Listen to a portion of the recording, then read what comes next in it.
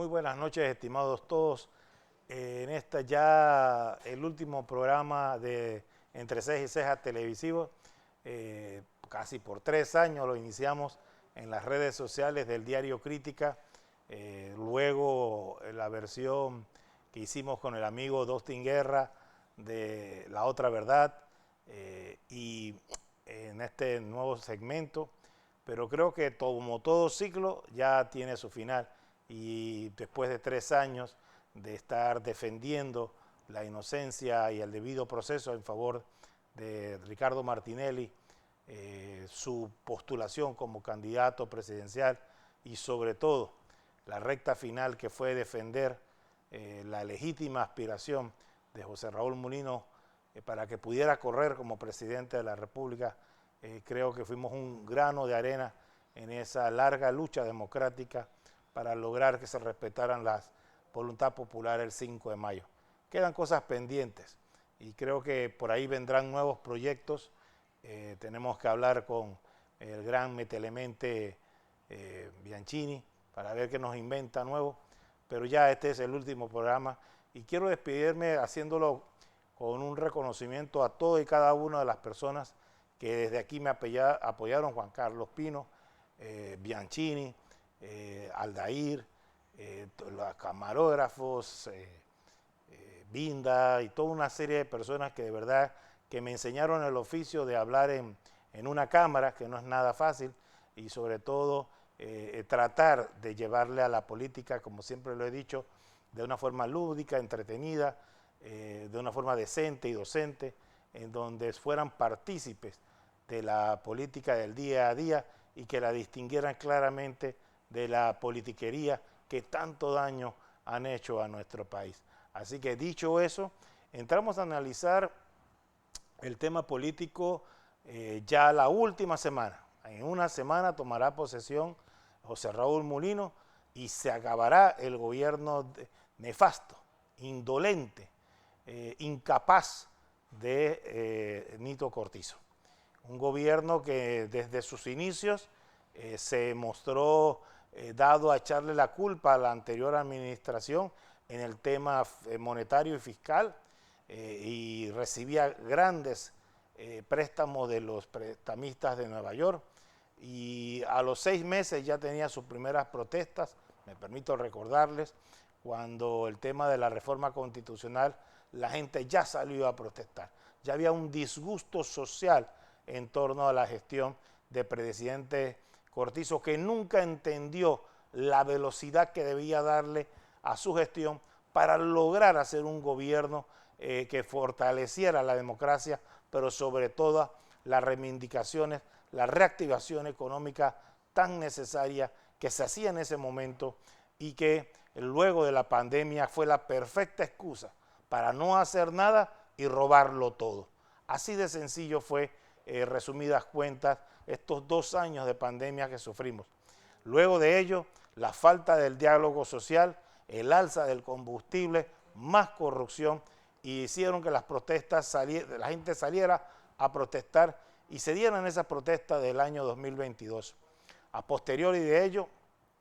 recordemos entonces las protestas de noviembre del 24, octubre-noviembre del 24, producto precisamente del juega vivo de aprobar un contrato a espaldas de la nación, un contrato leonino que solo favorecía al PRD, a los empresarios ayectos al PRD y a la mina extranjera. Todo era para ellos y nada para el pueblo panameño. Y quisieron meter un gol diciendo que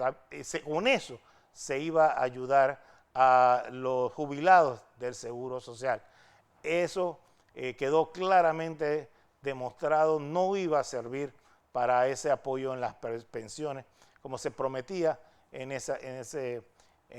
contrato. Así que fueron 5 años para olvidar, 5 años donde el gobierno poco o nada hizo, a lo sumo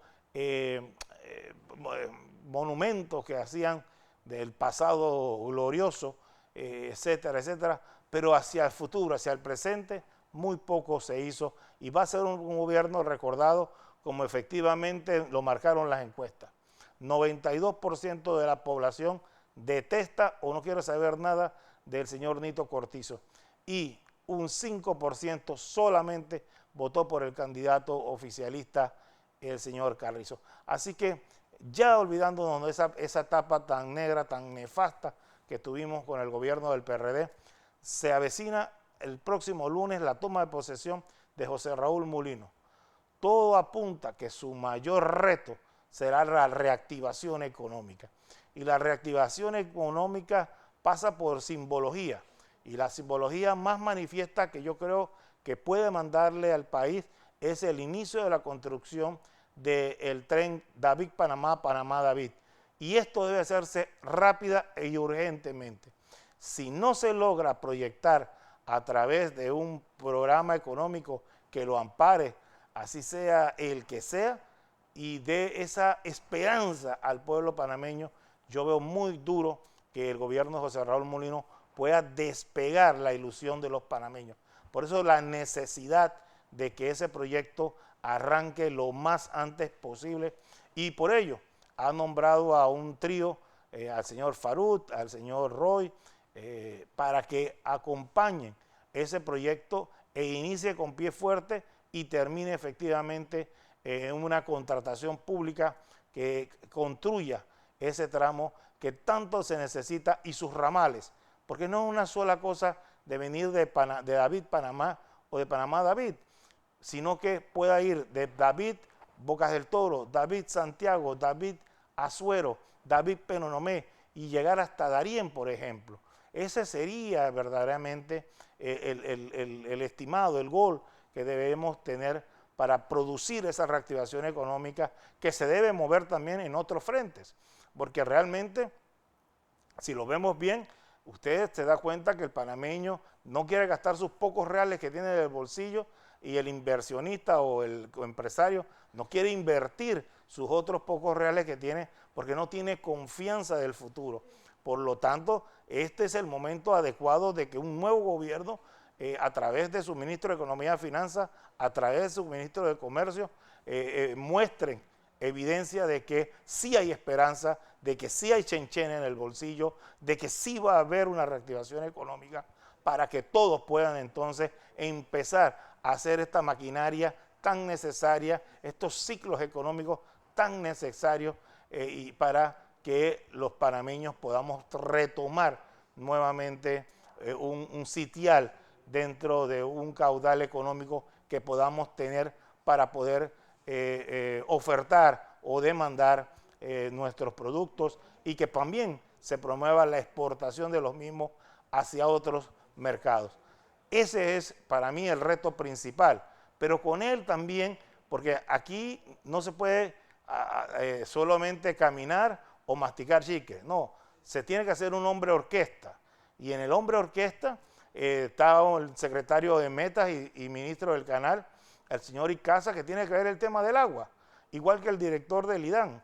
porque no solo puede haber agua para el canal y que el canal siga funcionando y que se utilice el río Indio, sino que haya agua para los panameños, que a lo largo y ancho del país parecemos gorgojos, que no tenemos agua, y la queja mayor del panameño es precisamente ver cómo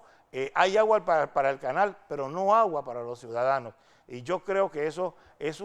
algo que hay que balancear y que se debe destacar. Creo que el presidente lo tiene claro, él lo vivió a lo largo y ancho del país en su campaña política tan corta de 2 meses. Él se dio cuenta de una situación angustiosa y que se requiere que tenga un liderazgo claro y firme, porque en 5 años hay que darle agua a todos los panameños y no se puede estar bajo la excusa de anteriores gobiernos que no hicieron, que los gobiernos anteriores no hicieron, está perfecto,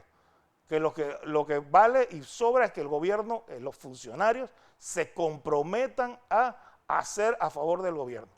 porque de lo contrario afectarían la imagen del presidente, afectarían la imagen del gobierno como tal, y volveríamos a repetir ese ciclo vicioso de no lograr despegar económicamente. Y con ello también, pues, las dos otras situaciones que vemos claramente marcadas, que es la seguridad ciudadana y el tema de las carreteras. Creo que sin una línea vial correcta, Panamá no va a poder despegar económicamente, no solo la línea transísmica que ya hemos hablado de Panamá-Colón, sino que nos pueda penetrar hacia Darién, hacia Azuero y hacia las comarcas, por ejemplo, que están tan perdidas dentro de la inclusión social, parecieran como si tuviera una colonia fuera de una colonia, de un país, porque no están incorporadas producto de que no hay carreteras que nos unan a ellas. Así que ese es un tema, son 4 temas que yo creo que son de verdadero interés para todo y cada uno de los panameños. Y finalmente, el tema de la migración irregular por el Darién. Yo creo que el presidente, escuché una entrevista que le hizo al señor Oppenheimer, que el señor Oppenheimer de CNN le hizo a él, en donde recogía una recomendación que nosotros habíamos dado meses atrás o semanas atrás, y le decíamos, presidente, Panamá no se puede seguir gastando 70 ni 100 millones de dólares en los inmigrantes irregulares. Eso es un tema que debe ser pagado por los Estados Unidos. Y efectivamente, de una manera seria, responsable, está llegándole una propuesta por parte del señor Mulino, el presidente electo, hacia el presidente Biden, para que se entienda que si hemos alargado la frontera del río Bravo al Darién, también entonces los Estados Unidos se deben hacer responsables de esos migrantes que al final no se van a quedar en Panamá. La gran mayoría, el 99%, va a seguir su camino hacia el norte. Y eso lo tenemos que entender de esa manera, que el responsable al final de todo es los Estados Unidos. Y mire, le voy a decir algo. Los 4 o 5 millones de venezolanos que están en Estados Unidos salieron por la promesa de que cualquiera que llegara allí iba a ser un refugiado político. Los colombianos, los chinos, los negros, ¿por qué llegan a los Estados Unidos? Precisamente porque hay una serie de situaciones que alientan esa migración y que Panamá solamente es parte de un trayecto, de una ruta que se utiliza por parte de los traficantes de migrantes, por parte de los coyotes, para llevar a estos inmigrantes hacia los Estados Unidos. Pero el día que no esté la frontera del Darién y que hipotéticamente no pase un solo extranjero, ellos utilizarán otra vía, pero su destino final siempre serán los Estados Unidos. Y así lo debemos entender. Por ello es muy importante que los pocos recursos que nosotros tengamos en materia de seguridad lo utilicemos para la seguridad ciudadana. Enhorabuena que hemos aportado, o el presidente haya apostado por tener un civil al frente de la Policía Nacional. Ojalá también tenga un civil en las oficinas de migración, porque yo creo que el tema migratorio es un tema civil, no un tema militar. Pero eso es harina de otro costal que será debatido a medida que sea el combate efectivo hacia los criminales que están traficando con inmigrantes y la supuesta represión que se va a dar a partir del 1 de julio, en donde tendrá pleno control el presidente Mulino y las fuerzas élites de Senafrón en combatir ese flagelo. Ya veremos entonces los resultados que se den a corto, mediano y largo alcance, porque yo creo precisamente que se van a dar en tramos, y esos tramos son esenciales conocerlos. Y por último, ya para opinar, por ya lo último que quisiera, es el tema del seguro social. Yo escucho aquí que la gente habla o los comerciantes, principalmente la empresa privada, de hacer reformas al seguro social que solo vean sacrificios del pueblo panameño. Aquí no hay sacrificio de la empresa privada. Aquí no hay sacrificio de los politiqueros que nombran y hacen una burocracia excesiva dentro del seguro social, que hacen que no haya medicamentos. Usted puede ir al seguro social y ese cuento de lado de que decía de que si no encontraba un medicamento del cuadro básico, le iban a dar un cheque para que usted pudiera ir a una medicina privada, a una farmacia privada, eso es falso. Hoy por hoy usted va y no tiene siquiera ese recurso para poder ser dado. Y lo que le dicen es, venga mañana, venga la otra semana. Pero eso se debe a que hay una ineficiencia por parte del sector gubernamental en ese tema, en el tema de las medicinas que tanto requiere el pueblo. Pero pareciera que ese no es el punto importante de las reformas. Lo que quiere la empresa privada es reformar, es el otro tema, el de la seguridad social, el del billete, el del chenchen, el de las pensiones, el de las jubilaciones. Y ahí siempre se le pide sacrificio al pueblo panameño, siempre se le pide sacrificio a la parte más delgada de la cuerda. Y yo creo que tenemos que mirar con ojo de lupa este tema porque afecta el poder adquisitivo no solo de los jubilados, sino de los próximos a jubilarse. Y hay una campaña muy fuerte que estoy viendo y dándome cuenta para que se haga una reforma integral con solamente sistema paramétrico, que no haya más sanciones a la empresa privada, que se coja los aportes de los trabajadores o que no haya un aporte mayor de la empresa privada o un aporte mayor del gobierno. Y eso es muy importante rescatarlo porque creo que ya el pueblo panameño ha hecho un esfuerzo gigantesco en dotar a la institución que fundó Arnulfo Arias allá en los 40, dotarla de la liquidez suficiente. Porque aquí solamente cuando hablamos de las jubilaciones no vemos al director del Seguro Social, que es un perfecto inútil bueno para nada, que nunca ha podido, en conjunto con su junta directiva,